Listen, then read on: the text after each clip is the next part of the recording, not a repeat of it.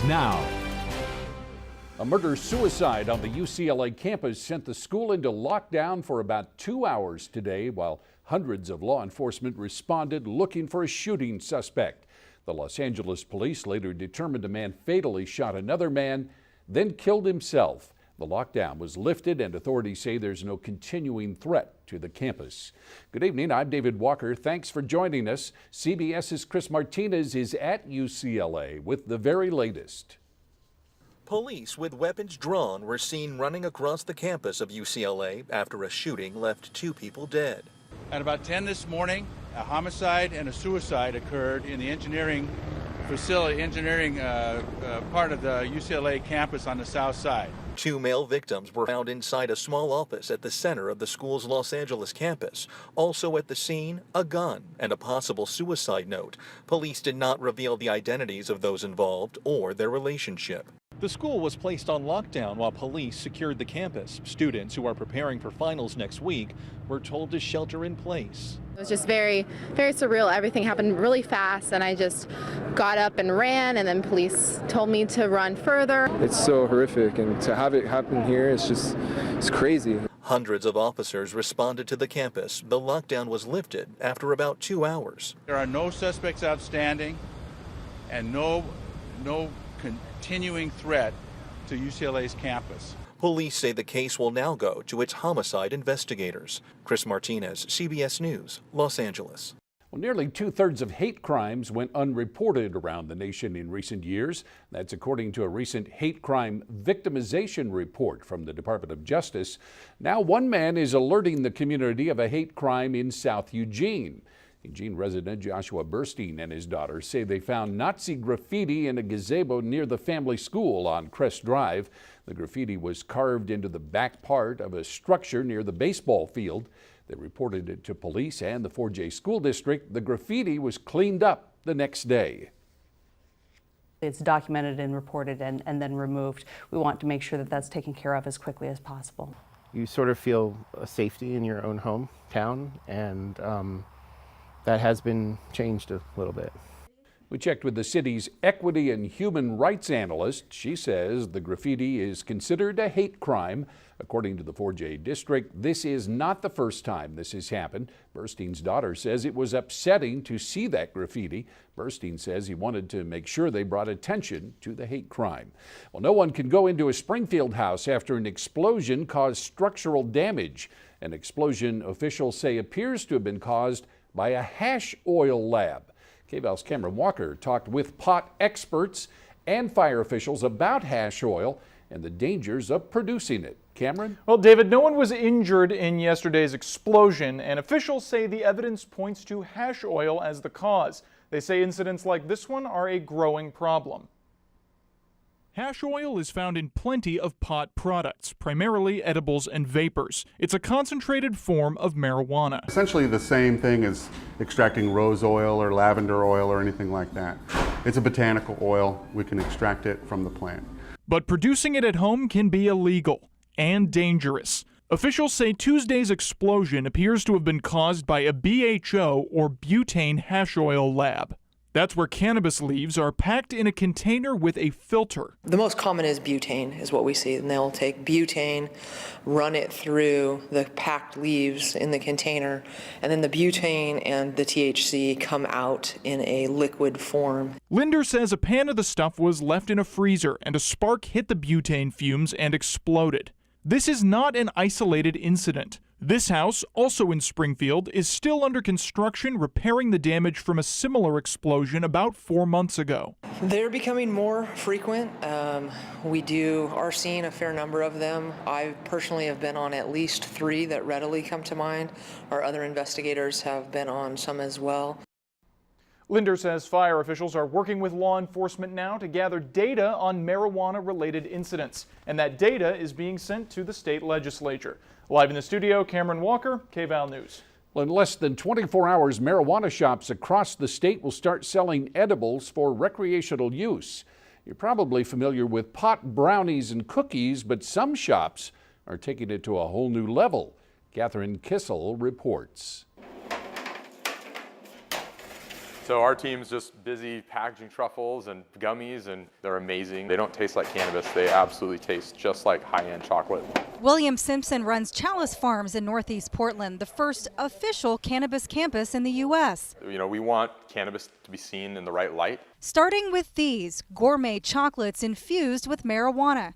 He says each package will contain 15 milligrams of THC, which is by design. 15 milligrams is a very safe dose. Nobody's died from cannabis, but it's still an uncomfortable scenario if you eat too much, just like if you drink too much. Simpson says besides being responsible marijuana consumers, he wants parents to be responsible as well. You wouldn't leave your prescription bottle open and on the table where your kids could get it, so you treat cannabis edibles and oils the same way. Lock them away, put them in your cupboard. He says look for the label, an exclamation mark with a cannabis leaf, and no more than one package per person per day.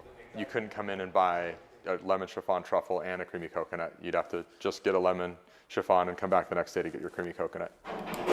Meanwhile, Simpson is happy to answer questions as they all navigate this new world of legalized pot. Education is huge to understand how cannabis works with you, your body, how the different edibles work, and you know, things, how to take them, how not to take them. Just being able to sell oils and edibles, awesome. I mean, it's a big thing. I know a lot of people are happy about it. Well, Simpson says Oregon is easing into edibles with that 15 milligram limit.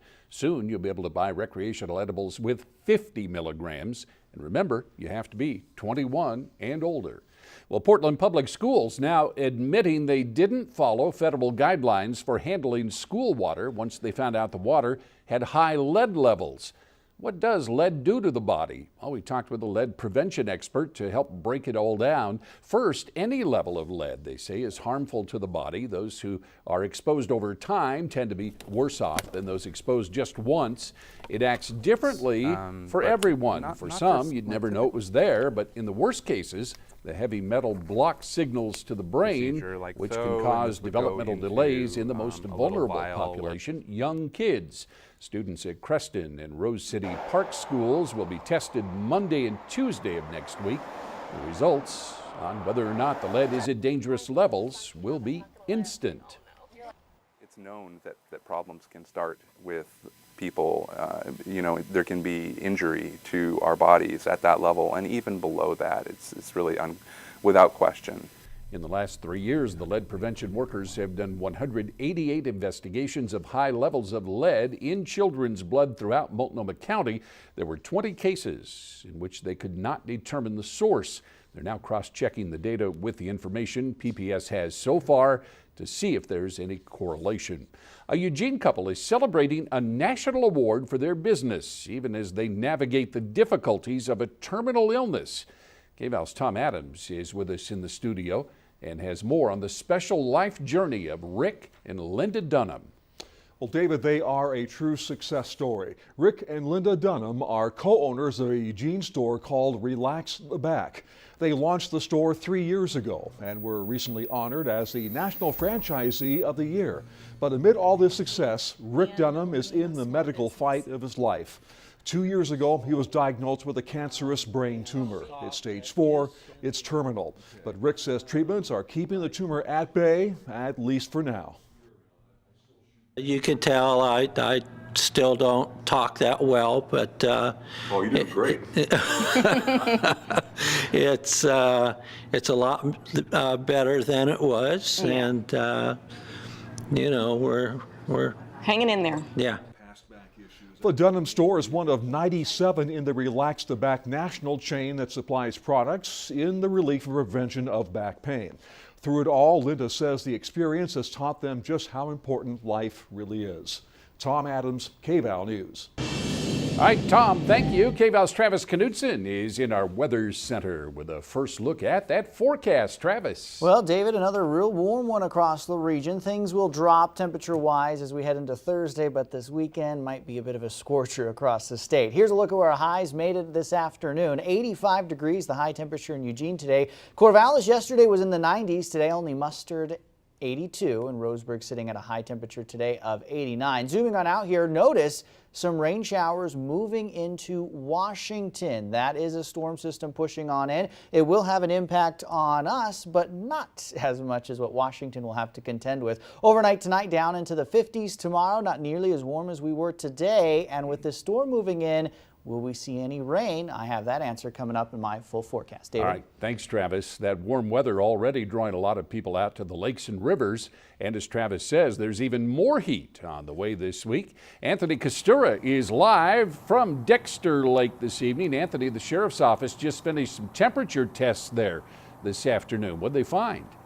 Yeah, Dave, it is about 80 degrees or so right now here out at the lake, but the water behind me still bone-chilling temperatures at this hour, and with that, rescuers warning people, of course, to be extra careful. Summer really feels like it did come early this year, and the Lane County Sheriff's Office says that is cause for concern because already the number of water rescues they performed is just downright alarming. Experts say as weather heads into those 90s that Travis was talking about later this week, river temperatures won't warm up much at all. So the message of safety first really repeats itself tonight with wear your life jacket. It's like when you're driving your car, you wear your seatbelt. You don't expect to get in an accident, but if it happens, you want to have that seatbelt on. And they say there's really no excuse to not wear a life jacket at all. There's loaner stations like this one that you're looking at all major water spots in the county. It even shows you just how to fit it on properly. You just really need to make sure that you return it once you're done. Now, if you have a life jacket like this one already or feel like you or someone you know has outgrown it, the Sheriff's Office is holding its annual life jacket exchange program. It's going down over Father's Day weekend at the Cabela's in Springfield. We'll post that information online as well as the locations for that jacket loaner program as well on KVAL.com. At Dexter Lake tonight, I'm Anthony Costura, KVAL News. All right, some good information. Thanks, Anthony. Coming up on KVAL News at 5 during the long summer months, many kids have limited access to food. Coming up, we'll have details on a Food for Lane County summer food program and how they could still use your help. And Green Hill Humane Society is looking to expand their main facility, how it could help First Avenue Shelter as well.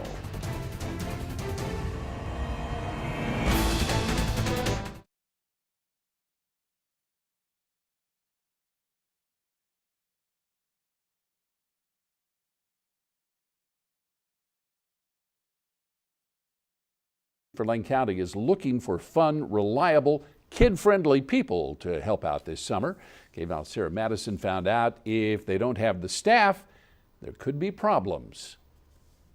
Site supervisors are responsible for picking up meals, serving children, and cleaning up. It takes a minimum of 2 hours out of your day. It's a great way to go out and enjoy the weather and meet some kids, and most importantly, make sure the kids have good nutrition through the summer. Sites are located mostly where children gather, like in parks. Kids 18 and under are given hot meals during the weekday. About 3,000 meals a day are served, and officials say many children count on it. To hear some of the kids talking about, well, if I wasn't here, I wouldn't eat today. Or it's a long time before dinner because mom's at work. You know, some of the kids are latchkey kids and they're on their own, so this helps. KVAL's Sarah Madison there. This is a paid position at a rate of $9.75 an hour. Well, a big upgrade for some animals here in our area looking for a home. KVAL's Hannah Kentner is in the studio to tell us about Green Hill Humane Society's plans. They want to expand and renovate their current facility. Hannah? That's right, David. The team at Green Hill Humane Society has been dreaming of a bigger and better facility for years. Now they're working on plans for a multi-million-dollar upgrade. The plan includes adding 2 new dog kennels. They would replace the current kennel, which was built in the 1950s. Green Hill also plans to add a medical clinic and more quiet rooms for the cats and smaller animals. While all of the upgrades would occur at the Green Hill Road location, the project could also impact the First Avenue shelter, which is run by Green Hill. The First Avenue shelter was built in the late 70s and is actually in worse condition than our location here. And as part of this expansion, we will be able to incorporate the work that we do at the First Avenue shelter into this Green Hill Road location. Lieberman says the project is all about improving the level of care the animals receive. Right now, they have not finalized a design, but the project is expected to cost between $4 and $5 million.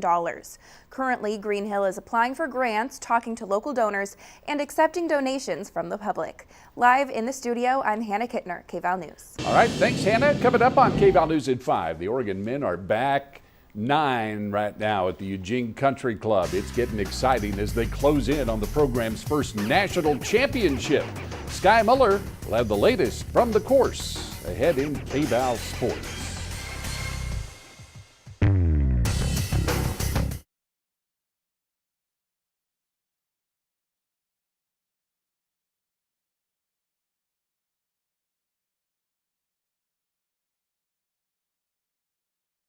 Is celebrating local breweries with the Eugene Ale Trail. This is the 3rd year for it. The idea is to get a passport and visit all the participating breweries. This year, 18 breweries are participating, and there are a lot of prizes to win. The Ale Trail gives residents and visitors a unique flavor of Eugene and Springfield.